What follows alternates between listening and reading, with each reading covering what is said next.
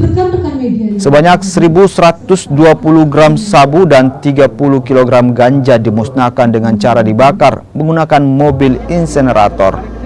Pemusnahan barang bukti sitaan ini dilakukan di halaman kantor BNNP Sulawesi Selatan.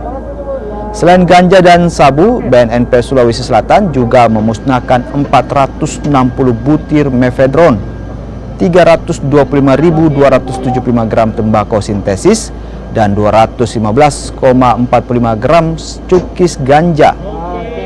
Sepanjang tahun 2024, BNNP juga telah menangkap 3.578 orang yang terlibat dalam penyalahgunaan narkoba.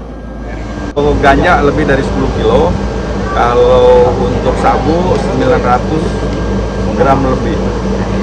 Kalau 2021, 2022, 2023 sampai 2024 terjadi peningkatan penindakan. Demikian juga jumlah rehabilitasi, demikian juga jumlah TAT. Tapi jumlah pemakai juga meningkat. Jenderal, izin terkait yang DPO itu yang perempuan ada tidak perkembangan? DPO sudah diumumkan, sekarang masih pencarian.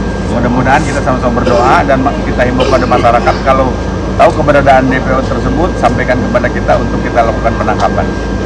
Jenderal, setahun ini Jenderal, temuan BNN mungkin seperti apa cara barang ini masuk? Modusnya seperti apa Jenderal? Jadi barang ini masuk, ada yang lewat laut, itu masuk ke wilayah Parepare, terus ke Sidrap sama ke Pinrang dan menyebarlah ke Sulawesi Selatan, turut lewat laut.